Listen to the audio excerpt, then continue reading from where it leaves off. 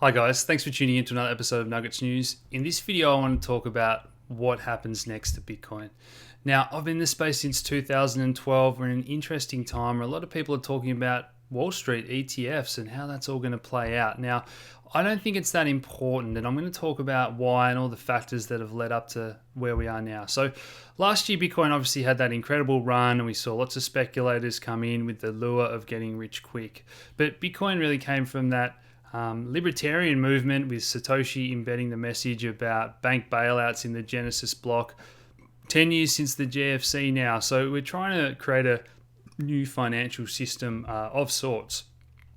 Now, last year, whether or not futures and Wall Street coming to Bitcoin was sort of responsible for that run up in price, I think it was one factor, but really we had that euphoria and, prices running up anyway. So some people were saying that was the cause, but if you look at what futures are, they're just instruments that track the price. A lot of those ETFs that are proposed are also just ways to track Bitcoin's price. They don't actually buy any real Bitcoins. And that's kind of what Wall Street does. Now, the backed exchange that's hopefully coming online will hold real Bitcoins.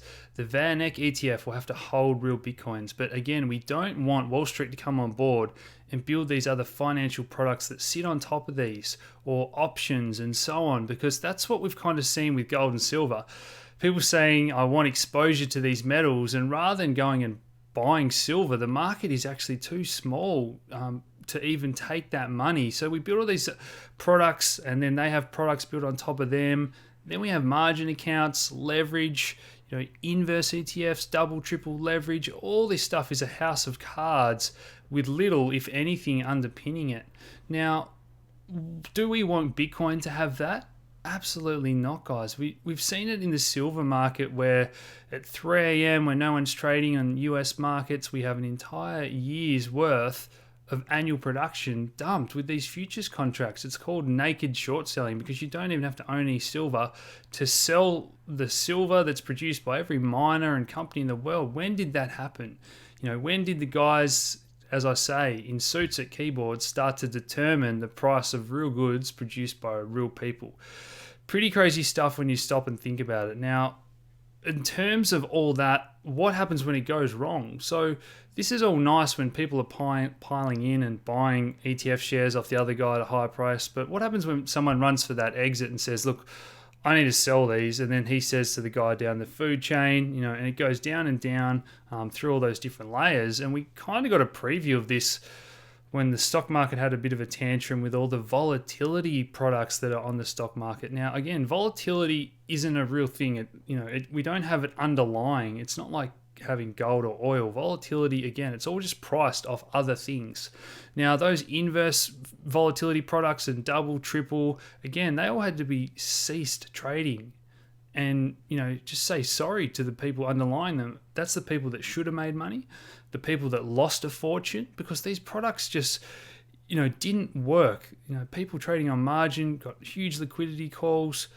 Businesses were completely broke, shut down from one day, from one trade in one account because of how crazy this sort of house of cards can operate when you're on the wrong side of it. So that's a bit of a preview, and that's one of the reasons I don't think we really want Wall Street getting fully on board Bitcoin.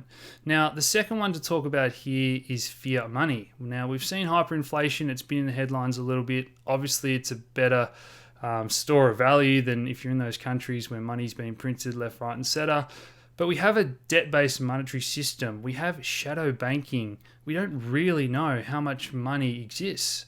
Now, these different countries are paying each other currency, and again, they don't really know how much exists. So we don't really know that some countries aren't printing more than they say they are to buy oil or to buy land in Africa and so on.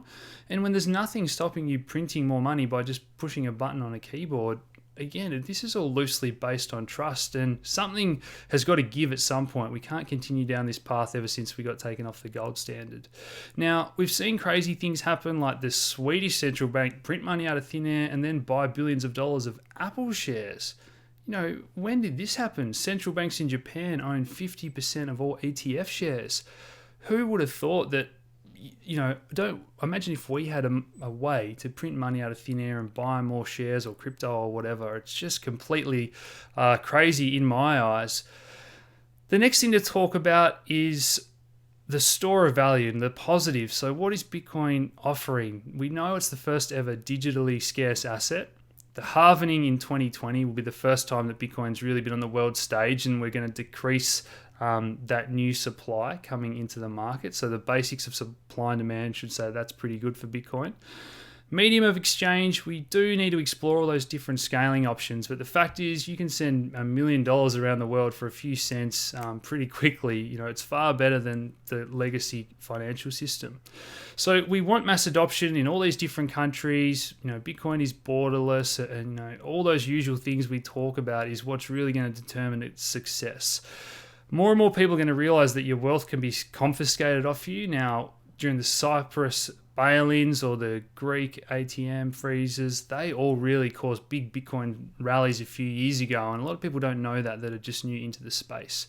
We've heard governments talk about cashless societies, so all these things are just putting more and more pressure on people wanting something else, and we have this alternative system up and running.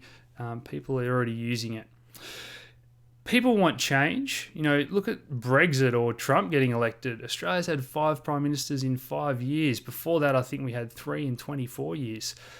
Inequality has never been higher in terms of wealth. If you look at the statistics of the rich are getting richer far faster than the lower income people are gaining wealth in terms of percentages and so on. So people are feeling that strain. People aren't watching media anymore and TV. Never before have more people been turning to YouTube or different social media to spend their time. And there's so many influencers that are spreading this word, whether it's because they're personally invested in Bitcoin or other cryptocurrencies, but just the awareness in general that this is here, this is an option. And a lot of people aren't happy with what banks and governments have done, and they can't just force you to trust them and use their system if we have an alternative. So this is all worth fighting for, guys.